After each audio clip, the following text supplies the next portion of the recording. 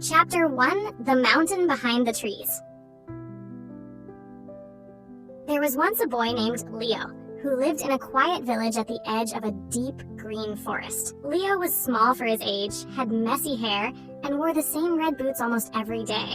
He liked to climb trees, chase butterflies, and draw pictures of things he dreamed about, like castles, treasure maps, and most of all, dragons. Dragons aren't real, the older kids always told him, but Leo wasn't so sure. Every night from his bedroom window, he could see a big mountain far beyond the trees. It was always covered in mist, even when the sun was shining. And sometimes, late at night, when the wind was quiet, he thought he heard something coming from the mountain. Not a growl, not a roar, but a sigh. One morning, while everyone else was busy at the market, Leo packed his backpack with a sandwich, a notebook, a pencil, and his lucky red marble. Then he left a note. "Dear Mom, I'm going to find out what's on the mountain. Don't worry, I'll be safe." Leo and off he went. He walked through the tall trees, past squirrels and sleepy owls. The deeper he went, the softer the world became. The leaves whispered and the birds quieted. After a long time, Leo came to a river. It bubbled and sparkled like someone had dropped diamonds in it. How do I get across? Leo wondered. Then he noticed a large, flat stone in the middle of the water. Another one just beyond it. And another. He took a deep breath and stepped carefully, stone by stone, until he reached the other side. He kept walking until the trees grew thinner and the air turned cooler. The ground began to rise. The mountain was close now. It was taller than he expected. Its sides were gray and smooth, and clouds wrapped around its top like a soft scarf. At the foot of the mountain, Leo found a cave. It wasn't big or scary, just quiet and very, very dark. Leo reached into his backpack and pulled out his pencil. He held it like a sword. "Okay," he whispered. "Let's meet a dragon." He stepped into the cave. At first, all he could hear was the sound of his own footsteps. Then something else. Sniffle. Leo stopped. Sniffle. Sigh. "Hello?" he called out. Nothing. He walked a little further, holding out his pencil like a flashlight, though it didn't glow at all. Then he saw it. Curled up in the back of the cave was a creature, huge and scaly, with wings folded like blankets and a long tail wrapped around itself. It had horns and claws and sharp teeth, but also the saddest eyes Leo had ever seen. The creature looked up. "Oh," it said quietly, "you found me." Leo blinked. Are you a dragon?" The creature sniffled. "I was." Leo tilted his head. "You don't look very scary." "I'm not," said the dragon. "I'm Ember, and I've lost my roar." Leo stepped closer. "Your roar?" The dragon nodded. "One day I roared too loud. It scared a whole flock of birds. I didn't mean to. After that, I stopped, and then it just went away." Leo sat down beside Ember. "You know," he said, "maybe you don't need a roar to be a real dragon." Ember looked at him. "What do I need then?" "Maybe just a friend," said Leo. They sat in the quiet for a while. The cave felt warmer now. Leo opened his backpack and took out half his sandwich. "Want to share?" Ember smiled gently. "I've never had a sandwich before." That night, as the moon rose over the mountain, a boy and a dragon sat side by side, watching the stars. And for the first time in a long time, Ember didn't sigh. He hummed. The Boy and the Dragon, Chapter 2, The Roar Inside. The next morning, Leo woke up in the dragon's cave with his backpack under his head and Ember curled up like a warm, scaly pillow beside him. Sunlight peeked through the cave's opening. Birds chirped outside. Leo sat up and stretched. "Morning." Ember opened one eye. "Already?"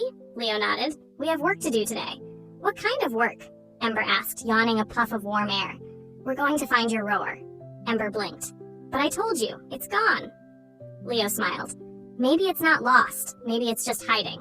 So off they went. Leo and Ember walked through the forest together.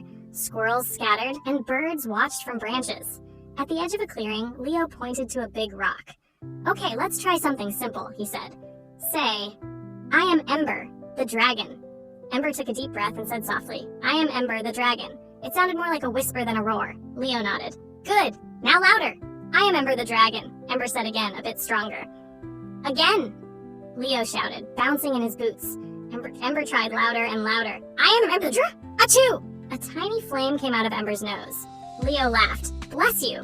Ember groaned. "This isn't working," Leo thought. "Maybe you just need to do something dragony." What does that mean? Leo pulled out his notebook and flipped through his sketches. Let's try flying. They found a tall hill. Ember flapped his wings a little, then a little more. Go on! Leo cheered. Ember ran, jumped, and thud! He slid halfway down the hill on his belly. Are you okay? Leo called. Ember gave a thumbs up with one claw. That was fun, actually. Next, they tried blowing fire. Ember sneezed out a few sparks. One caught Leo's sock. Ah, Leo stomped it out. Okay. Maybe no fire practice today. They walked back to the cave, both tired and quiet. Leo sat down on a rock and looked at the sky. I just wanted to help, he said. You did, said Ember, curling beside him. Today was the most I've laughed in 100 years. Leo smiled. But your roar. Ember looked at him. Leo, maybe I don't need a roar to be a dragon. Leo blinked. But aren't dragons supposed to be big and loud and scary? Who says? Ember asked gently. Maybe dragons can be different. Maybe they can be kind, or quiet, or silly. Leo thought about that. Then he said, but if danger came, what would you do? Ember grinned. Well, I still have my tail. He swished it gently, knocking over a tree stump. Leo laughed. Okay, fair enough. The sun began to set. Fireflies blinked in the trees. Ember laid his head on his paws and sighed. A happy sigh this time. Leo leaned back and looked at the stars. You know, he said, maybe the roar was never really about being loud. Ember looked at him. What was it about then? Leo smiled. Being brave. And you already are. The Boy and the Dragon Who Didn't Roar.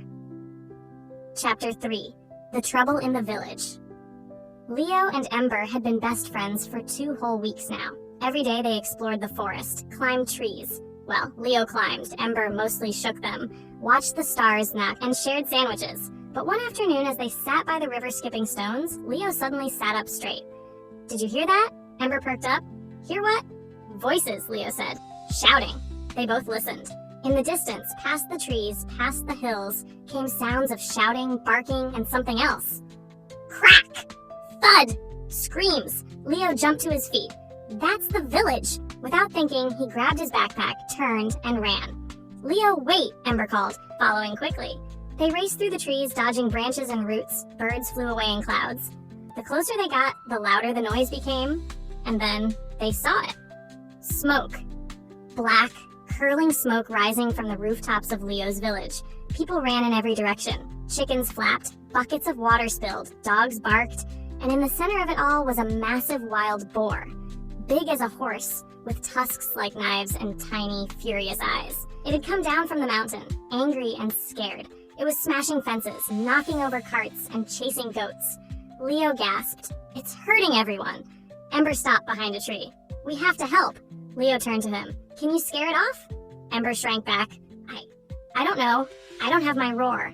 Leo looked into his friend's eyes. "You have more than that." Ember closed his eyes. He took a deep breath. Then he stepped out from behind the tree. Villagers froze. "Monster!" Someone shouted, "It's a dragon!" People grabbed buckets and sticks. Some began to run. Others screamed. "Wait!" Leo yelled. He ran into the middle of the street. "It's okay. He's my friend." The boar roared and charged, straight toward Leo. Time slowed. Ember's heart pounded. His wings flinched. His tail curled. Then, the sound exploded through the village like thunder. It shook windows. It shook trees. It shook the boar. The giant animal stopped, eyes wide. Then it turned and ran, fast, over the hill, back into the forest. Gone. Silence fell. Then someone whispered, "He saved us." Leo turned to Ember. "You roared." Ember blinked. "I did. I didn't mean to. It just happened." Leo laughed. "It was awesome." The villagers slowly came out from their hiding spots. They stared at Ember. Some still looked scared. Then Leo stood on a barrel and shouted, "This dragon is my friend. His name is Ember. He didn't come to hurt us. He came to help." One by one, the villagers nodded. An old man said, "Well, any dragon who saves goats is good in my book." A little girl stepped forward and offered Ember an apple. He took it gently and smiled. That night, Leo sat beside Ember on the edge of the village. The stars were bright. The air was calm. "You found your roar," Leo said. Ember looked at him. "No, Leo. You. Help me find it." Leo grinned. "Do you think dragons and villages can be friends?" Ember nodded. "They just need someone brave enough to believe it." The Boy and the Dragon Who Didn't Roar. Chapter 4. The Festival of the First Roar.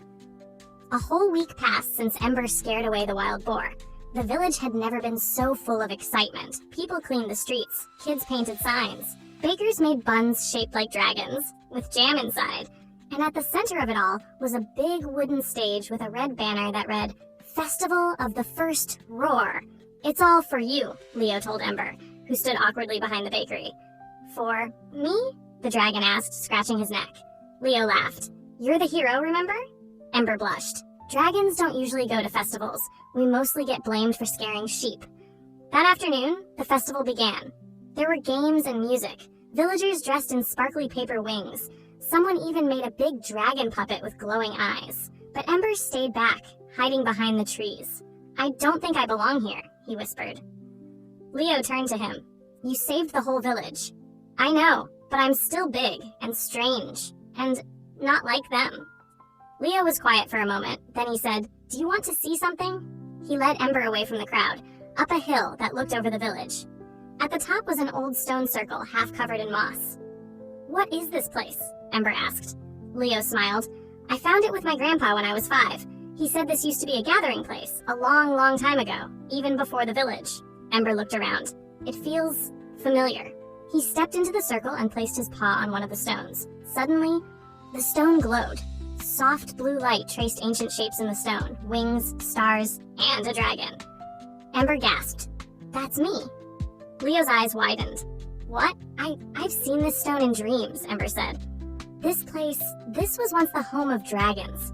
More stones began to glow one by one, showing old memories. Dragons flying with people, sharing food, lighting torches with fire.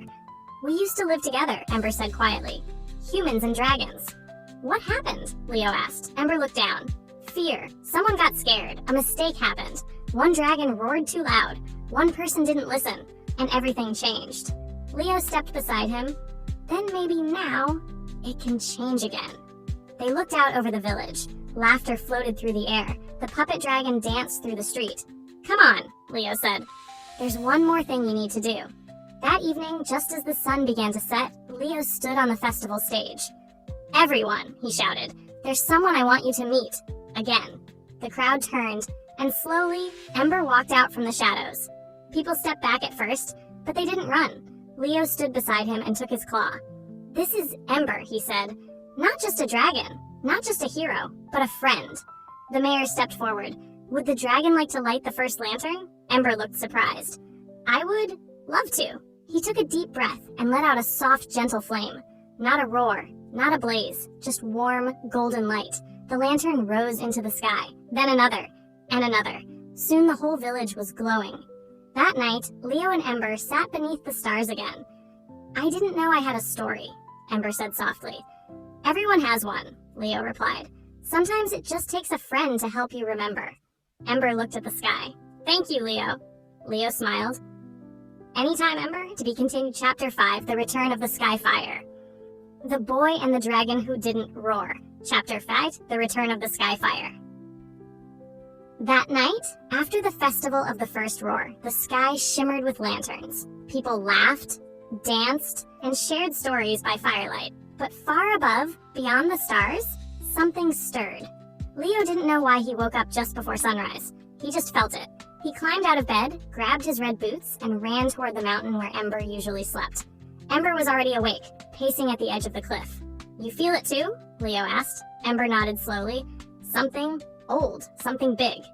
Then the sky turned gold, but not the soft gold of dawn. This was bright, blazing.